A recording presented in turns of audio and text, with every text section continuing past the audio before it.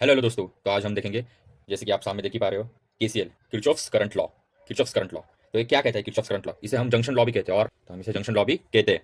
तो इसमें सबसे पहले वो कहता क्या है किरचॉफ्स? तो देखिए, the algebraic sum of all the currents at any junction in an electrical circuit is equals to zero. समझा? नहीं समझा? रुको अभी बताता हूँ मैं।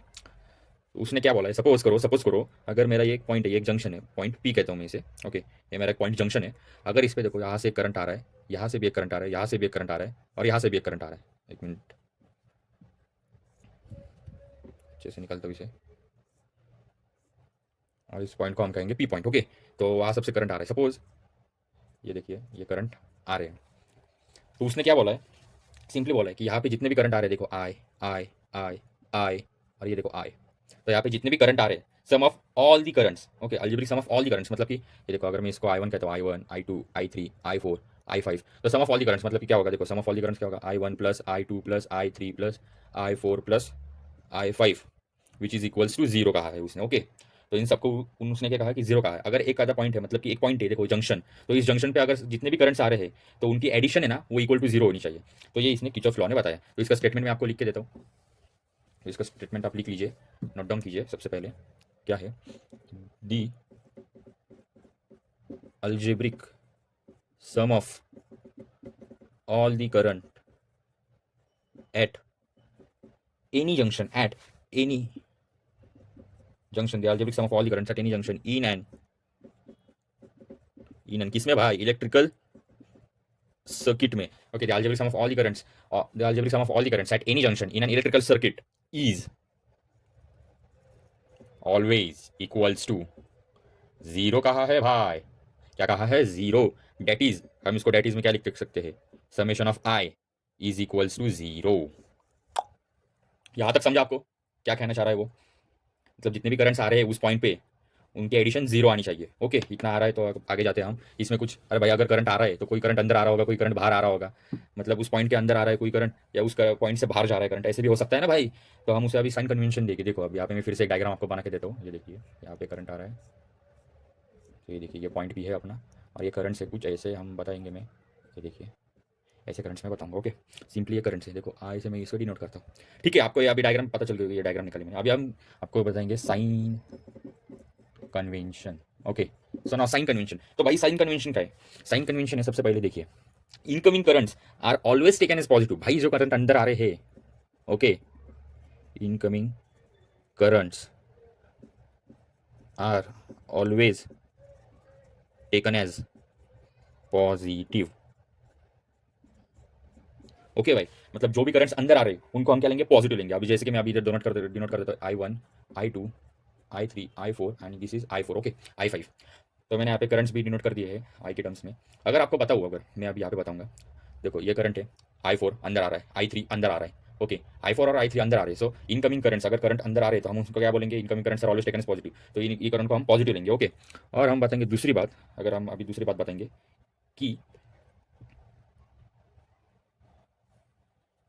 देखिए, अब यहाँ पे हम सेकेंडली बताएंगे क्या, outgoing currents, outgoing currents are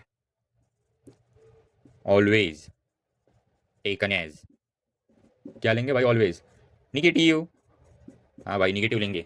जैसे हम कोविड में निगेटिव रहते थे ना, तो वही निगेटिव लेंगे। ओके, सो निगेटिव लेंगे। ओके, आउटगोइंग करंट्स निगेटिव, जैसे कि आप यहाँ पे देख सकते हो, आई वन है, आई टू है, आई फाइव है। ओके, तो ये जो आई वन, आई टू और आई फाइव, ये जो करंट मैंने ऊपर डायग्राम में दिखाई है फिगर में, तो वो करंट हम कैसे लेंगे? वो आउटगोइंग है, बाहर जा रहे हैं वो करंट जंक्शन से। जंक्शन हमारा ये पी है, ये देखो, इसे मैं जंक्शन दिखा देता हूँ। ये देखिए, ये हमारा जंक्शन है, जंक्शन पॉइंट पी है। तो वहाँ से वो करंट बाहर जा रहे हैं, तो बाहर जाने वाले करंट को हम क्या लेंगे भाई? निगेटिव लेंगे। और अंदर आने वाले करंट को क्या लेंगे? पॉजिटिव लेंगे। ओके, अंदर जा बाहर जाने वाला वो पता चल गया आप सबको कुछ है? तो अभी बताता हूँ आपको, ये खेल आपको पता चल गया। तो मैं साइन कन्वेंशन मिटा देता हूँ, कुछ समय के लिए आपको बताया है वैसे भी।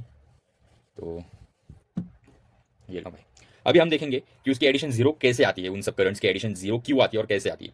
तो चलिए देखते हैं, अब देखेंगे हम। लेट सपोज भाई, लेट सपोज यहाँ पे हमने क्या बोला है? समेशन ऑफ आई पी इसलिए भाई क्योंकि ओपी पॉइंट पे, इसलिए जीरो हमने ये ठान लिया है।